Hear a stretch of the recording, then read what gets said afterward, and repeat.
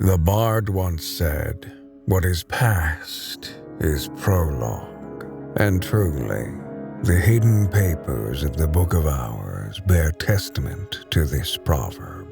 The developers assure us that none of what you're about to hear is spoilers, but rather they stand as the prologue, the backdrop, a teaser to prepare your mind to delve into the hush house.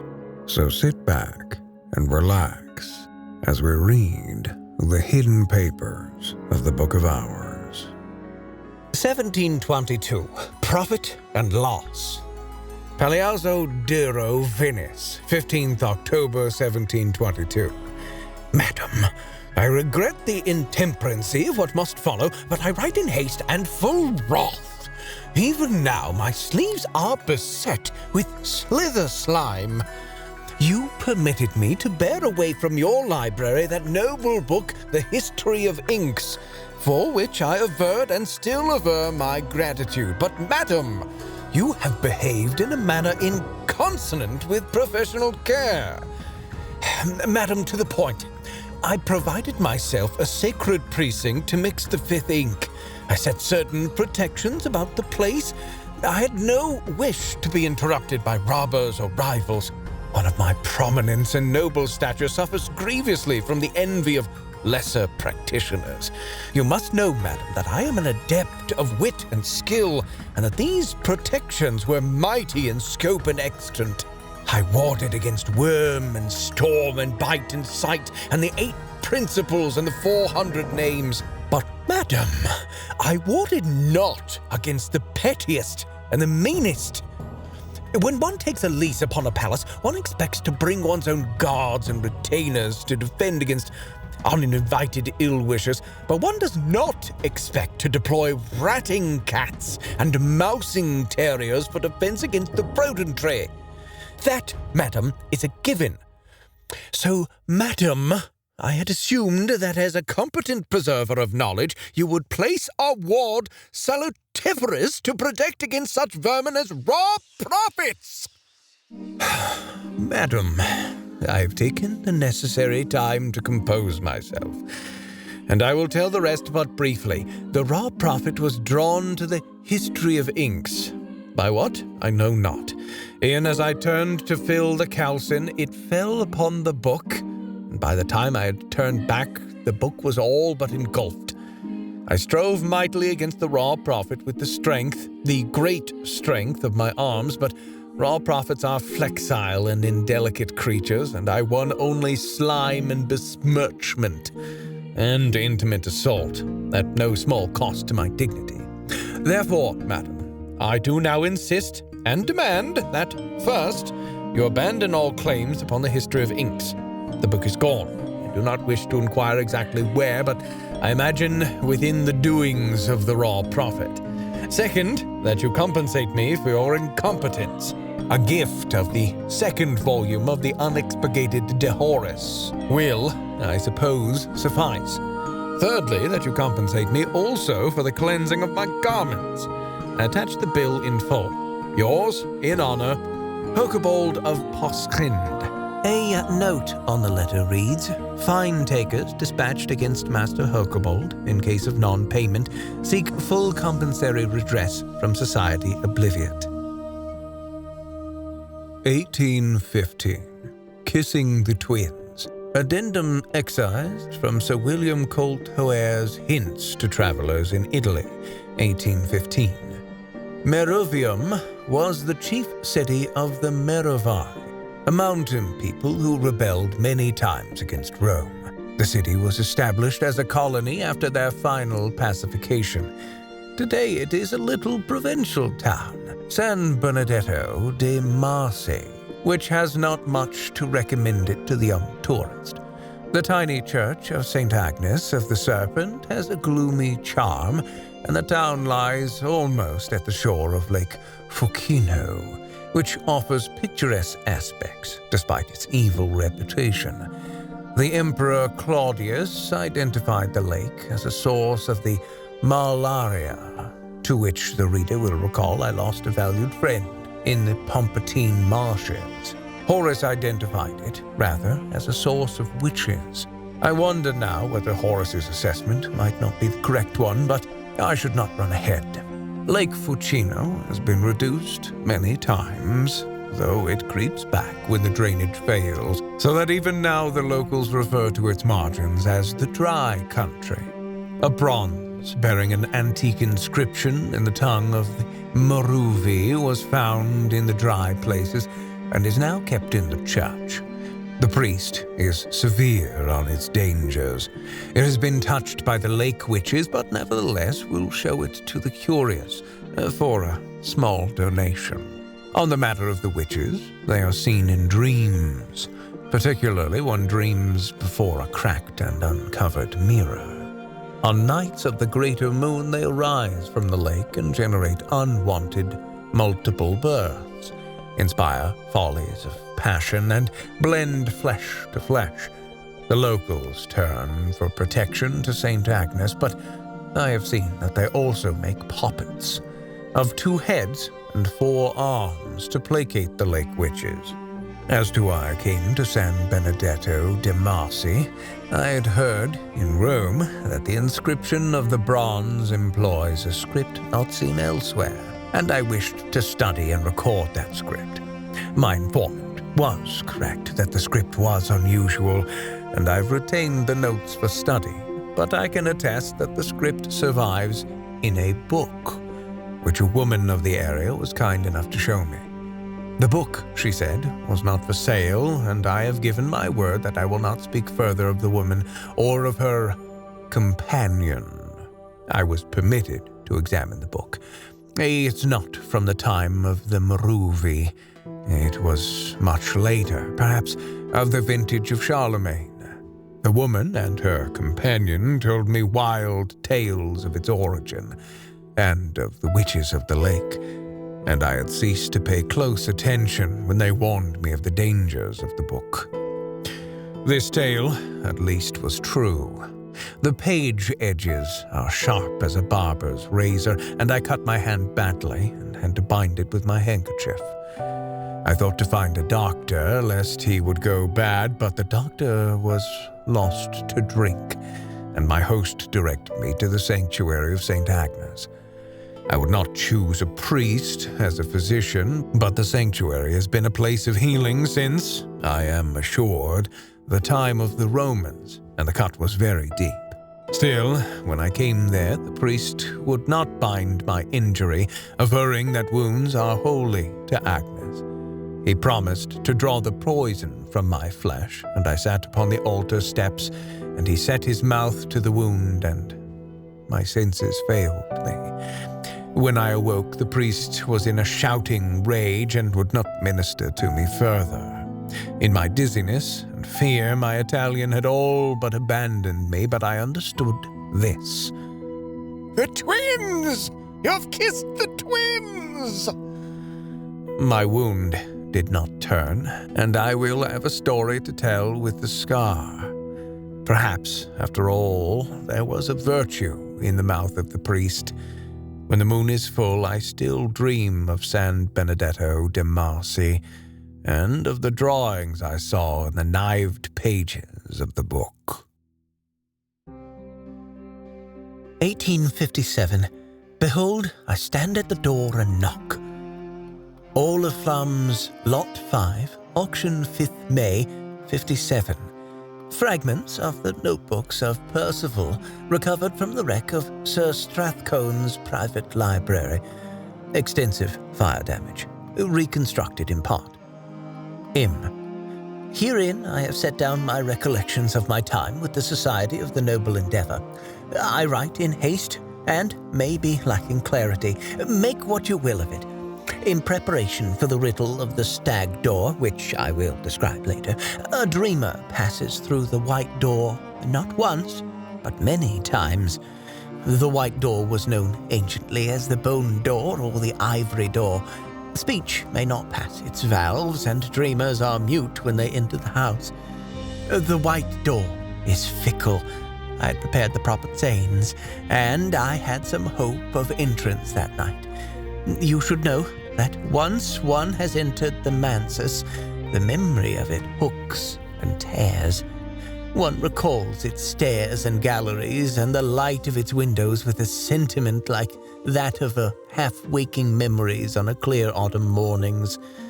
I found then that I prepared my limbs for sleep with the trembling anticipation of one who waits a fickle lover, and that sleep, indeed, was fickle. But at length I walked again in the outer precincts of the mansus, that place we call the bounds, which we dare to believe above the wood. The bounds breathe and change. They are, some say, the limbs of the house, but I have never succumbed to the notion that the house is an organism. It is not stone, but it is more like stone than flesh. That night they were hued with what we will in this society call the perilous color. I had a considerable apprehension before I ever saw that door, that this was not a night to be abroad in the precincts of the House of the Sun, but one does not surrender easily, even the white door, and I had hopes that year of passing the stag door early. So on I went. I rounded the high rock that's called the Temple of the Wheel, and the white door came into view. There was a crowd of the dead before it. Even at that distance, it was clear that this is what they were. You may be aware that some dead pass the white door. Their speech is taken from them as the speech of dreamers, and that is why the dead we meet in the mansus are so often mute. But their movements, I quickly saw, were not the movements of the dead. There was a river flowing through the door. It was not a river, and neither was it pus or joy, but when I tried to articulate it better, my pen snapped in my hand. I apologize for the autophatic ellipsis, madam, but I have no wish to tempt that hour into my dreams.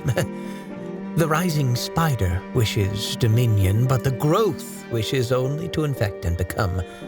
I do not believe the bounds are the limbs of the house, but I must aver that the dead that night had become the limbs of the crowned growth. Should you meet them, do not permit them to touch you. Do not even look upon their faces. I thank the sun for the horned axe, the black flax, and the other hours. Without them, I wonder whether we might not all be the growth. I did not pass the white door that night. I ran crying into the night, and I recollected myself only curled among the roots and blades of the wood. To that episode I ascribe my affinity with the moth. 1866. Illumination. Tabriz, January 1866. My dear nephew, what a surprise and a pleasant one to hear from you.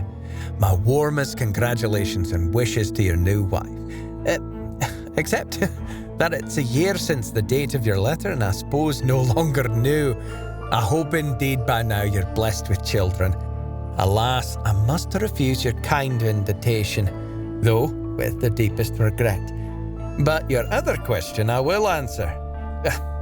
I'll try. You speak kindly of my gallantry, and less kindly of my desertion. Yes, I acknowledge the word. Forgive me the shame of it, which you must carry. There is another history, no doubt, where I continued in the Empress's service, and I think of it sometimes with regret. But, you see, my sword was broken that day.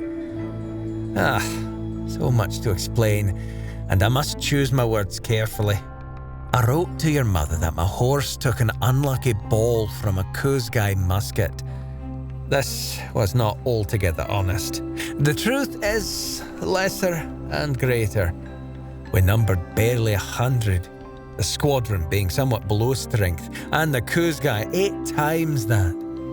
And my nephew, if you think the Persian is to be disregarded against the Irishman, or the musket against the rifle, let me rid you of that thought today.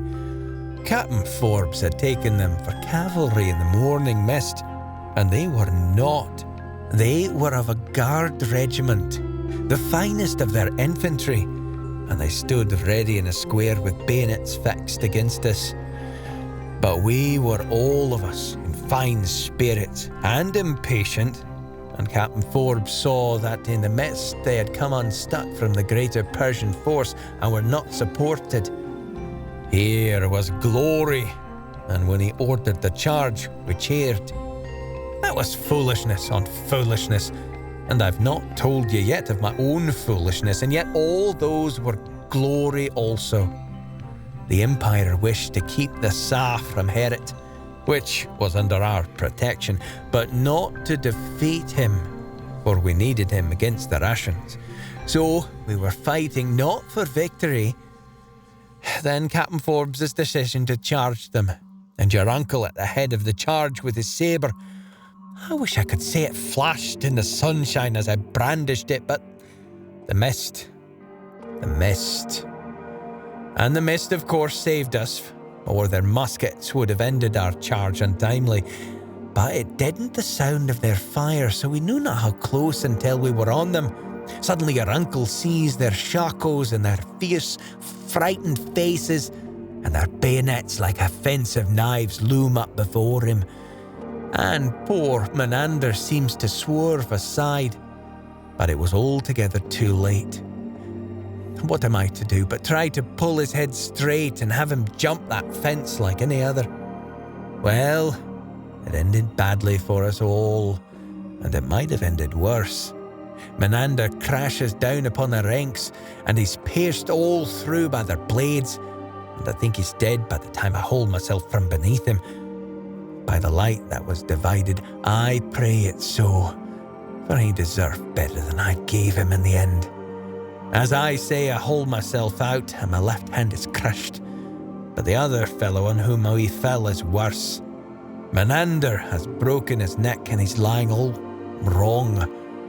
My right still serves to swing my sword, and when another comes at me, I give him what he merits.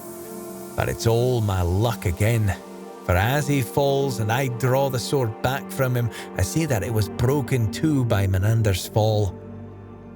There I am, then, in the very ranks of the enemy, but my brother soldiers cutting at them too, and the square beginning to break. So the Persians have other things to worry about than me. Still, lamed as I am with barely a sword worth the name, I have very little confidence in my situation. The chaos when cavalry crushes upon a square is like a wave upon a cliff. Only if the cliff was flesh and stones, the wave upon it. There's no part of my world or theirs that's not furious blood. Now comes the part you can credit or not, as you choose. The tag end of the story you'll have heard is almost true. Lieutenant Malcolmson saw me fall, and he fought his way through, and he lent me his stirrup, and we came free. And by the time he had seen me safe and turned around again, the action was all but done, and the Kuzgai casting down their weapons. Those few who lived. Of those 800, we took only 20 alive. A famous victory. Nephew, I hope you had too much sense ever to credit it. 100 against 800. A man on a horse cutting his way through lesser men as if they were wheat to save his brave comrade. We both were decorated for it, decorated to the highest degree. What else could they do? But every lie is truth's shadow. There's always a shape they share. I learnt that later in the labyrinth. So Lieutenant Malcolmson, I still call him that, though it was never his name, rode indeed to my rescue. But what he rode was nothing like a horse. Even a cavalry horse. Fiercer by far, and by far more golden. Nephew, make a fist of your hand. Muscles move beneath the skin. So powers move beneath the skin of the world. At impulses equally invisible, but greater. A light seen only in sleep. Words spoken first by fire. Even the shattering of a sword. In the land where I nearly fell, they used to call that the Shahpur's lesson. That is part of why Malcolmson unmasked himself that day, and the other part is between him and me. Later he took me west on a kind of pilgrimage. I cannot tell you where. Mercy is found only in shadow, and there are too few shadows on this letter. But You've bound me to speak to you of my desertion, so I tell you this, in a place far from Carlingford, where you'll read this, Saul, the illuminate, consecrated a church in Victine. Beneath that church, one lies sheathed in black cordum, neither long nor mortal, neither man nor woman, neither real nor imagined. I've seen what's written on his shining skin, and so I can never return to Carlingford. My nephew, I've said that the powers of the world are moved by secret impulse, but the converse is true also. The fingers move the hand which moves the soul. This is a secret I do not yet entirely understand, but I've learned to call it illumination. If you've inherited your mother's good sense, you'll leave the matter here, but it's always the women of our blood who are wiser.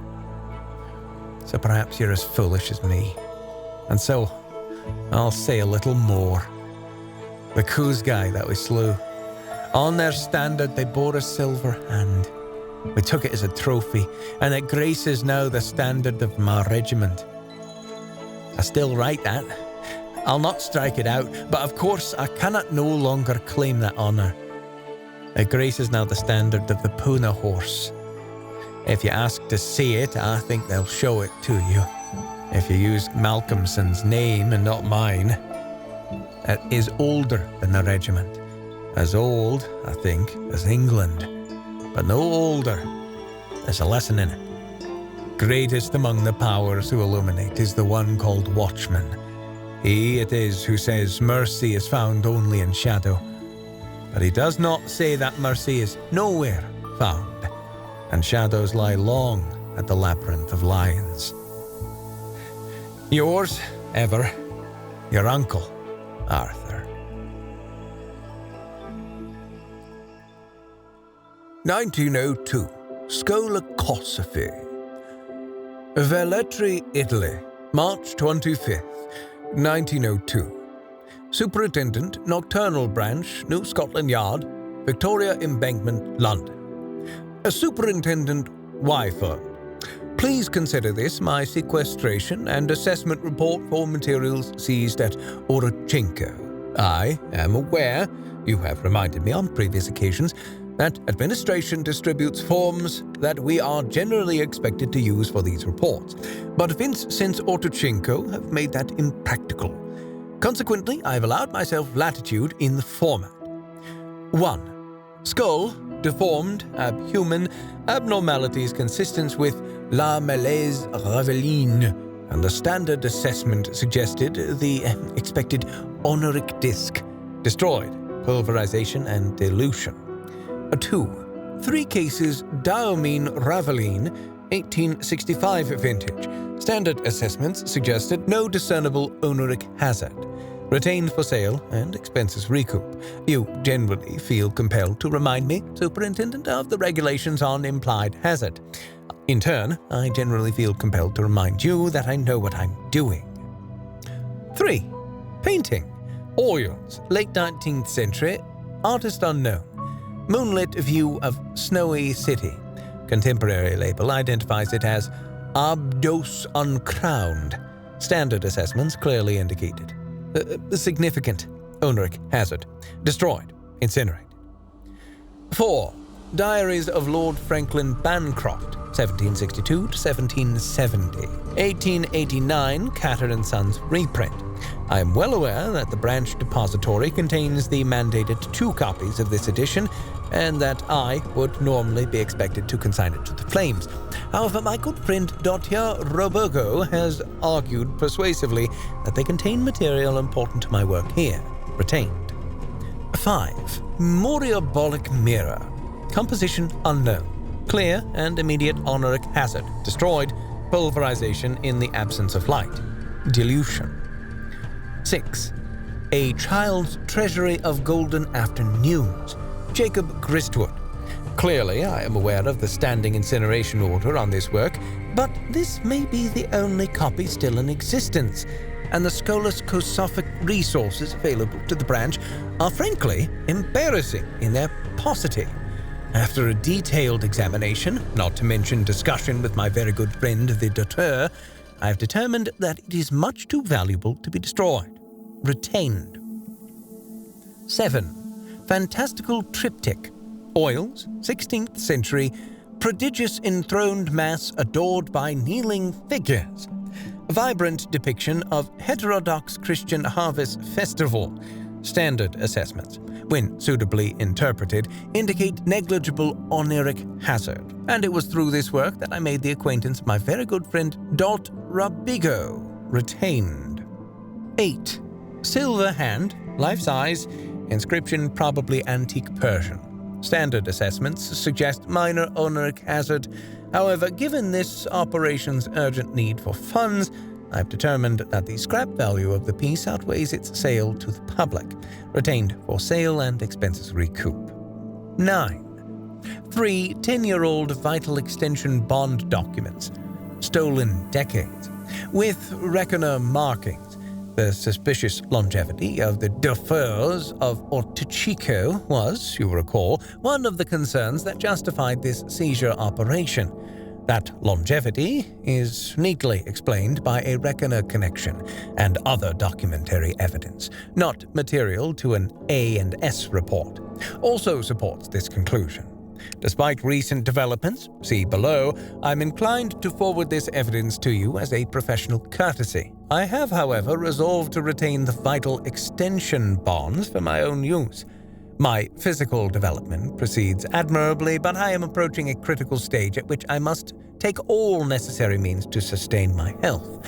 Retained for personal use. Approved. 10. Desiccated organic material, probably amniotic membrane. Call. It certainly tastes like birth. Standard assessments indicate significant oniric hazard. My invaluable friend Dot Robigo has suggested a safer procedure than incineration, incorporated into abdomen. I have become impatient as I write, and in any case I have rarely known you to pay my reports the attention they deserve. This concludes my report. A personal note follows. I now tender to you my immediate and vigorous resignation.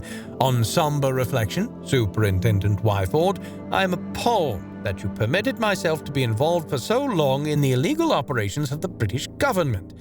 In a sovereign and noble nation, in a myopic and ignoble cause, under the orders of a man as minimal and sluggish as yourself. I have expropriated the funds originally provided for nocturnal branch operations in Italy, with the assistance of the provincial authorities, and of course of dear Dr. Robigo. I am using those funds to endow a Skolokoskvi department at the Université Velletri. Though the Docteur and I have resolved that to minimize troublesome interference, we will operate publicly as a department of mycology. Now that I am free of your pettifogging and pious interference, I intend to expand both physically and mentally to the fullest possible extent. I hope that in light of the information I have chosen to share here, you will reconsider the static and sterile mode in which you have so long developed, and address yourself instead to the possibilities of a more growth-oriented philosophy. Should you need my assistance in this alteration, you are welcome to visit my new department in Velletri, where I and my most excellent friend Dr. Robigo will tender you our most urgent and productive assistance. Yours, Indecipherable Smear. Afterward, at the turn of the century, the nocturnal branch of the Metropolitan Police was responsible for protection against troubles unseemly and occult. After the fallout from the Orchinko incident, the branch was dismantled and its functions absorbed into the civilian Suppression Bureau. 1906, 77 Winks. Hotel Stephanie, Vienna, January 15th-ish, 1906. Dear Sabrina, got your book. Pretty good condition, too. Bit blurred around the edges, but the little fellow's taking good care of it. Ha! Not what I expected, though. Rum business all around. Tell you how it was. Trail in Venice, long cold, obviously. They still tell stories about old Huckbold. Say the place is cursed now, but it's mostly cursed with rising damp. Don't know how anyone lives there. Anyway, no trace. So I thought, all right. Dee, my girl, get your head down. Get 77 winks. See if the Sage Knight's entertaining. He'll know what's what. You're reading this and thinking, come on, Dee. You know better than that. Sage Knight's a bit high in the menses to be talking to raw prophets, what? But here's the thing. Sage Knight knows the odd ivory. Ivories know the odd thirstly. Thirstlies know raw prophets. So I'll put the word out. Sage Knight's in a hepful sort of mood, so we'll both have a cup of that wine of his, and then another cup, and then another cup, and we'll get to gossiping. He's all right for a name. Shame he doesn't keep proper port, even dream port, but he's all right for a name. And I wake up and I pop out for a dawn smoke and a bit of the old practice, and when I get back inside, there's an address written on the mirror. Not bad for a name at all. Address is in Vienna. Now, you know how I feel about Vienna. Never quite comfy there since all that with the club, but I think Serena's got a sort. Owe her a favor or two. Not so far on the train. Off I pop. Vienna, 2 days on. Find the address, have a snout about. You know, see what's what. Nasty little den full of the wrong sort of the wrong sort, and they've got their own little shrine for the raw prophet. Sage Knight gave me his name. I tried to write its name. Won't fit in this alphabet. Let's call him Propsy. Little cold for Propsy. Now, you know me, Serena. I live and let live, all sorts. But a shrine to something like Propsy? I always thought it's like building a shrine to a lamb chop. You've seen prophets, haven't you? They look like a horse stepped on a starfish, but bigger. But dashed old thing, Propsy's not a bad sort. Can't talk, of course, but the little fella can write. And I don't just mean write like I'm writing this letter, express itself, put its point of view sort of thing. I mean it's a calligrapher. Dashed good calligrapher. Every one of those little tentacle things. Good as a Japanese paintbrush. Where does it get the ink, you're wondering, aren't you, Serena? Be glad I'm not telling you. Long story short, Propsy reckons it wrote the history of inks, reckons it was stolen, reckons all sorts of the worst about H.H. Sorry, Serena. So we had a good old chat, and I did knock it about a little bit, but we agreed in the end, and it gave me the book back. But I wanted paying. Seemed fair enough, and I've added a line to my bill for that. A bit of a sum, I'm afraid. Try not to kick. Sure you won't. No, you're a good sort. So, here you go. Bill, book, all we're missing is a candle. I'll be by again for the equinox. Could use your help on a thing with the mausoleum. And the club, actually. A bit of a business there. Pip, D. P.S. Propsy wants proper attribution. Name in the catalogue. Course, can't write its name here. Won't fit in this alphabet. I hope you can sort that out. Might cause a bit of a stink if not. Leave it with you. Best of luck. D.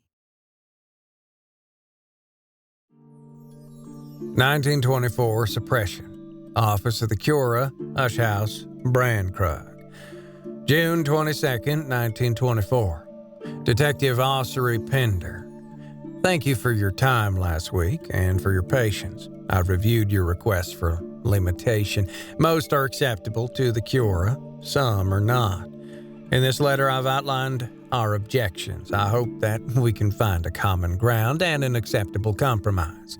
Nix Abolix, you marked as suppress. No arguments here. Quite frankly, I don't know how it ever made it to the main collection.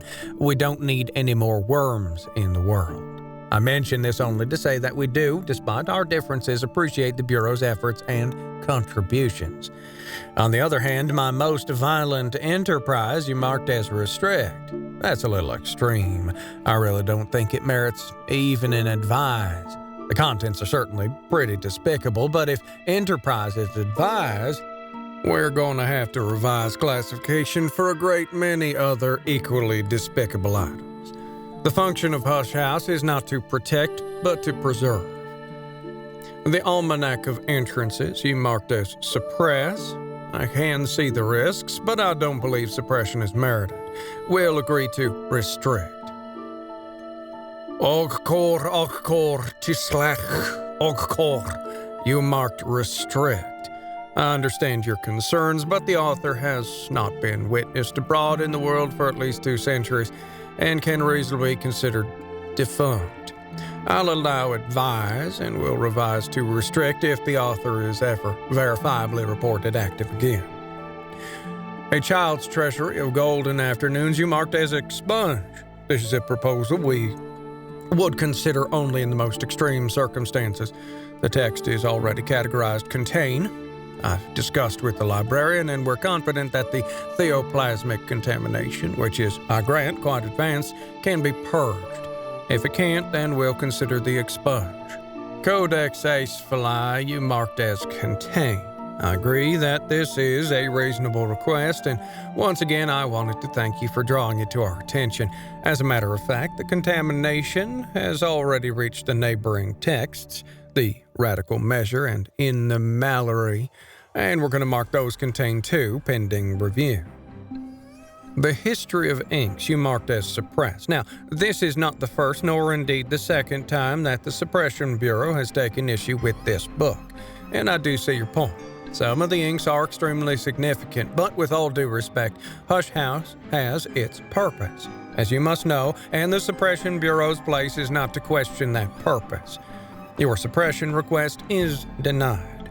My patience is wearing thin. If I see another such request for the history in future years, I'll take up the matter with our patrons.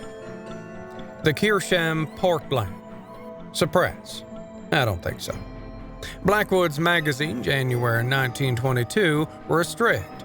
I assume this is some sort of joke. I must assure you that no one in the Curia is laughing. Yours sincerely, Dr. Serena Blackwood, D.D., OFSB, Doctor of Divinity, Ordo Fatrum et Sororum Brandkrug. 1925. Nyctodromy. Limassol Easter, 1925. Gwen, dear, won't make it to Alex this time. Sorry. I flatter myself you'll be disappointed, but your ma thinks I'm a bad influence, so silver lining, eh? And I'll answer the question I can here.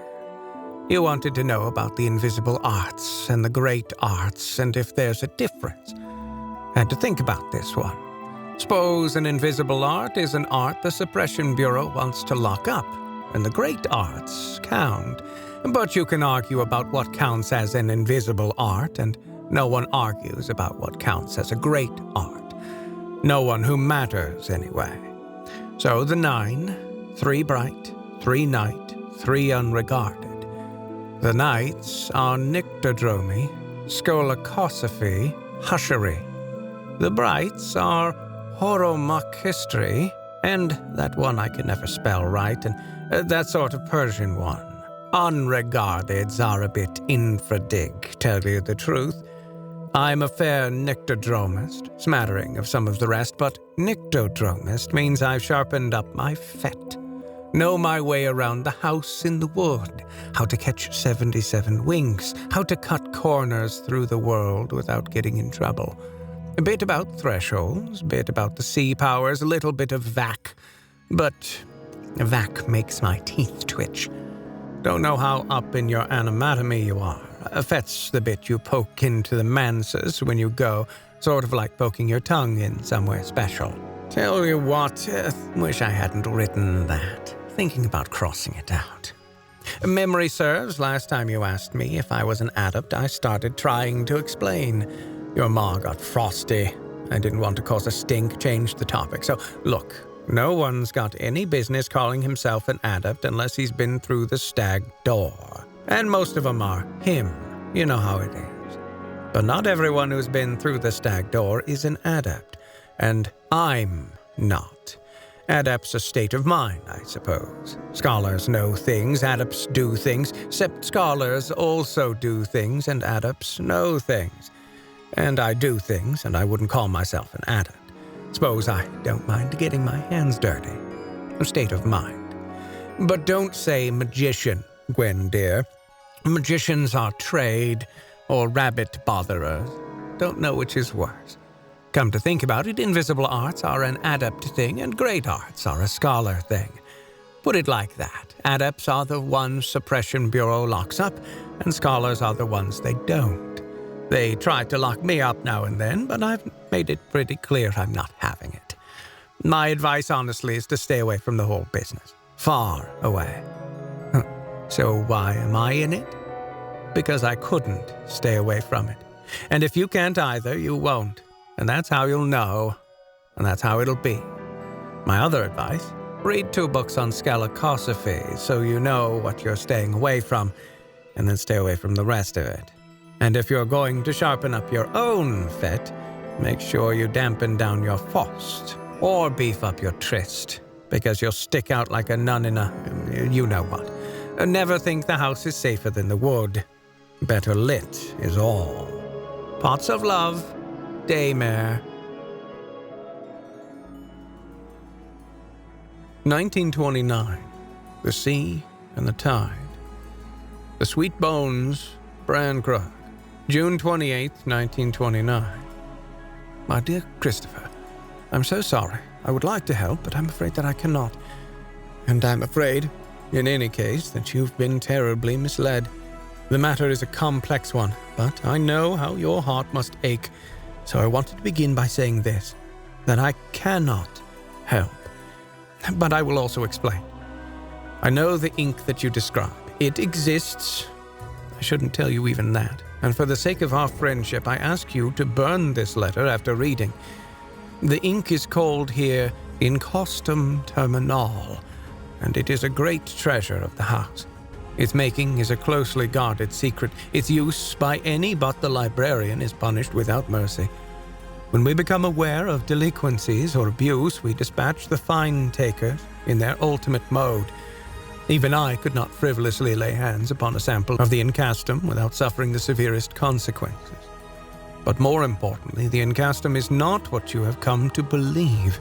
Yes, it is used to curate the histories, which is why it is so carefully guarded, but it has no power in itself. It cannot change the past. I do not think it's even possible to change the past. Not in the sense you mean. There are many histories, as you yourself have written.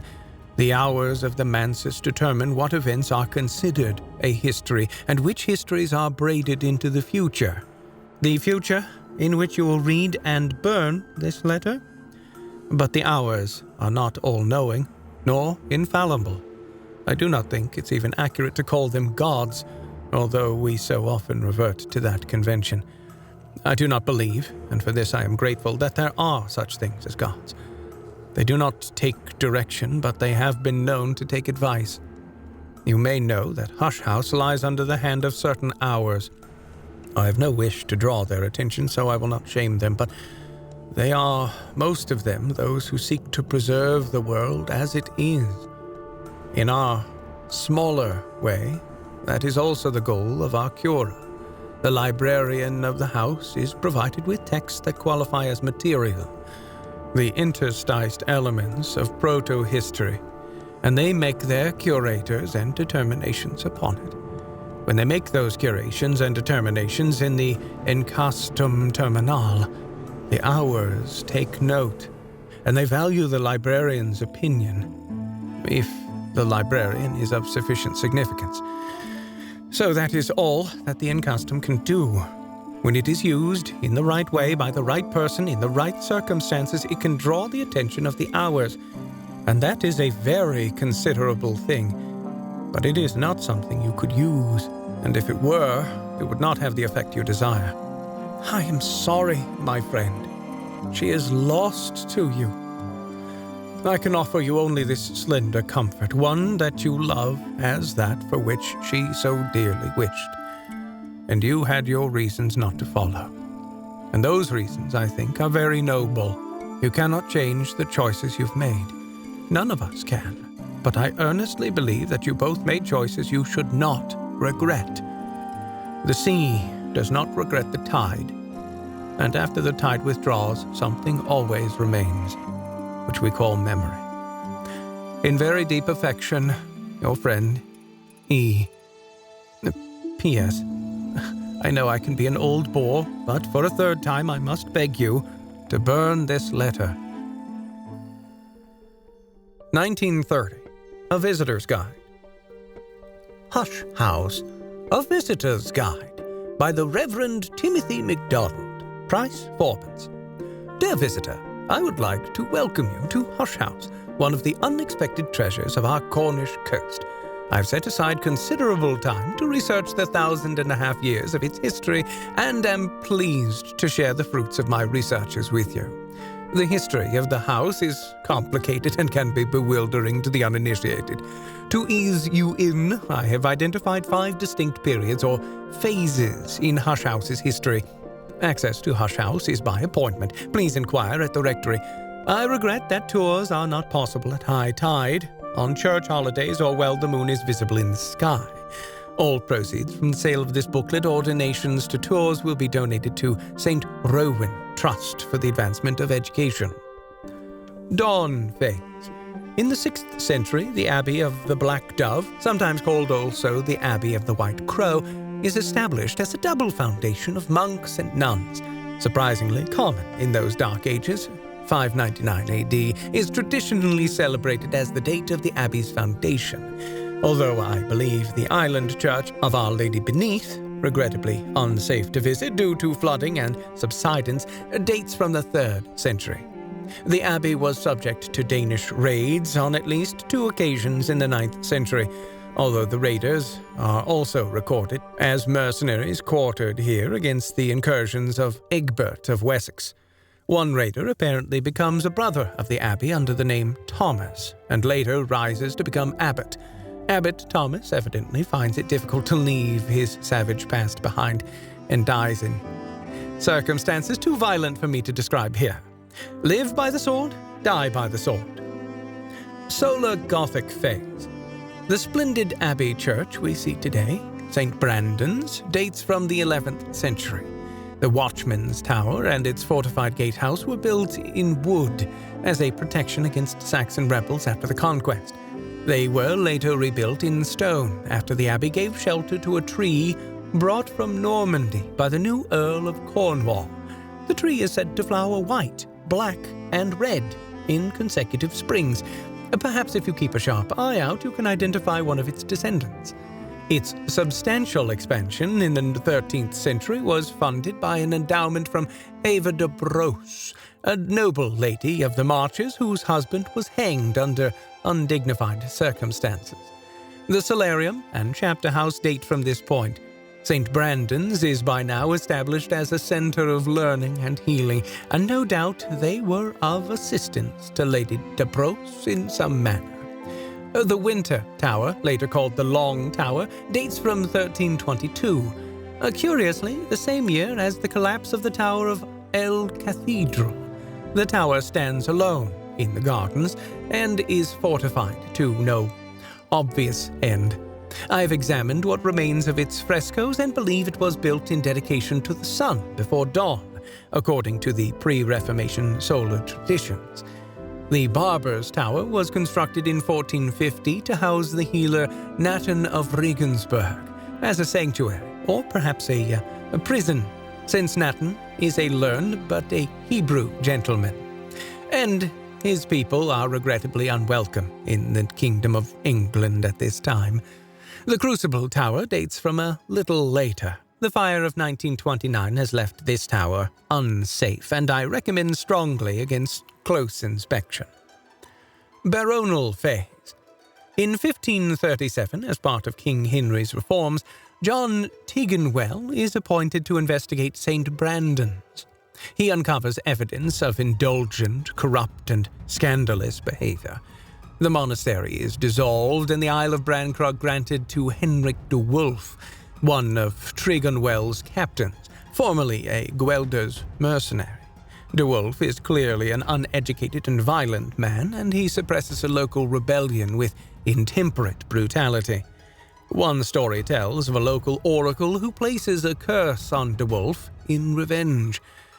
There will be no seventh of his line. De Wolf has the man dragged before him, tells him there will be no second of yours, and unmans the oracle with his own knife. Nevertheless, the De Wolfs grow more temperate over time. They treat the Abbey Church with respect, and their seat, Brankrug House, is the core of the other buildings that grace the Isle today. Thomas De Wolf, the second Baron, is nicknamed Baron Silence by the poets and playwrights of London. This, I believe, may be the origin of the later Hush House moniker. Thomas restores the Watchman's Tower and builds an observatory there in 1576, with some foresight, since the Great Comet passes in 1577. His son Giles runs away with a Bristol girl, although he and his father are ultimately reconciled. The Bristol girl, named Haffren, has the pale hair and eyes notable in the later De Wolfs. The third Baron, Walter, remodels much of the interior of Brankrug House. Many of his innovations have been lost beneath later work, but you can still admire the grand ascent that unites the house's various levels. Walter supports King Charles in the Civil War, but in 1648, Walter's son Byron is hanged for treason by that same king's men. Walter's heart bursts with sorrow, and his son, post-mortem, receives special dispensation to be buried with his father. You may see their gravestones to this day, just to the west of the church. In the 1650s, the fourth Baron Musgrave, the Lamb De Wolf, restores the Winter Tower as a residence for Julian Coseley, the scholar and antiquary who assists with the cataloguing and expansion of the library. Musgrave's son, Gideon, is wickedly named the Motley Baron for his odd and brindled appearance, and so the Motley Tower, once the Barber's Tower, wins its name. The sixth and last Baron is Valentine, an eccentric gentleman who builds the Gullscry Tower to house his aviary collection. When Valentine falls to his death from the tower top, his daughter Aver inherits the estate at the age of 19. Educated visitors will already know the name of Ava de Wolf, the pale lady who cuts quite the figure at court. Alas, she is engaged to a rapscallion named Abraham Wheellock, who abandons her at the altar. Ava returns to Brankrug to recover and is not seen at court again. However, 3 days after her departure, Wheellock's body is found on the beach near Gravesend. His face is so badly pecked by birds that he is only identified by his belongings. These include a waxed pouch containing a letter addressed to Wheellock, whose contents seem to show he is a spy in the pay of the Austrians.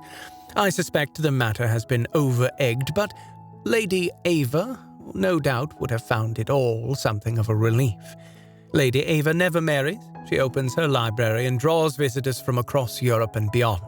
Some of these visitors are selected by peculiar and exacting criteria to attend sophisticated feasts in her Hall of Division. Others are drawn by Lady Avon's reputation for scholarship, including the notorious Franklin Bancroft, whose deep friendship with Ava inspires wicked gossip. The Cura phase. In 1759, Lady Ava's heir, Captain Sebastian de Wolf, is drowned in battle against the French at Quiberon Bay. Lady Ava comes to a tragic end, and the De Wolf line ends. Brankrug House is all but abandoned, and the caves beneath the island become a smuggler's haunt.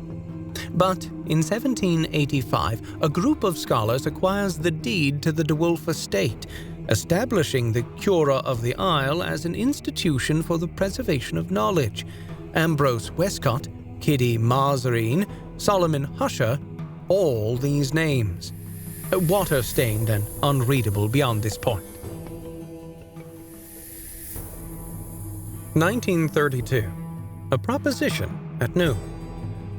Hotel Servo, Mendicant Street, Port Noon, April 12, 1932. Christopher, darling, here I am in Port Noon, although the locals prefer plain noon. It's smaller than I expected, but I suppose most things are, the manses accepted. I spent the morning poking around. The houses are white and the hills are green and the air is golden and the sea won't settle on one color. The sun is punishing. I've bought a bigger hat. And this afternoon I saw the spring. I'd expected it to be guarded, but I suppose the locals are guard enough. The power and cunning and history downstairs in the hotel bar just now. It's probably enough to mop up half the lodges in the continent. But there was a rusty iron fence, an unlocked gate, a sign which needs repainting. I didn't drink. I'm in no hurry to be forgotten, nor did I take a sample. I wasn't alone. I know what you're going to say. Be careful. And I am being careful, but everyone here seems so odd. I don't mean they look odd. They all look long, which is to say they all have the limber bodies of well-kept gentry on the precipice of late middle age, but they move with caution and speak with deliberation, and they do like to reminisce. We had thought of noon as exile, but it's more like retirement. They always pay their respects to the sun here. At dawn, they'll lift a glass of tea or a coffee cup, and at sunset they'll pour out a little wine. It's not exactly a religious effect. It's more like the due one owes an absent friend. Talking of which, I hear that our acquaintance is still on the island. She lives in the hills, but she comes into town for tinned goods and toiletries. I have enough funds to wait for a couple of weeks. If she makes an appearance, I'll put our proposition to her. And if she doesn't, well, I'll think of something. I am being careful. I know you don't believe me, but I set the locks and draw the wards each night before I think of you. Kisses, T.G. Thank you for listening to this reading of The Secret Papers of the Hush House. To obtain digital copies for yourself, simply load the game and click in the middle of the main menu screen. This will open a dialog that will take you to PDFs of these letters. What you do with the information here contained is none of my remit. Be careful.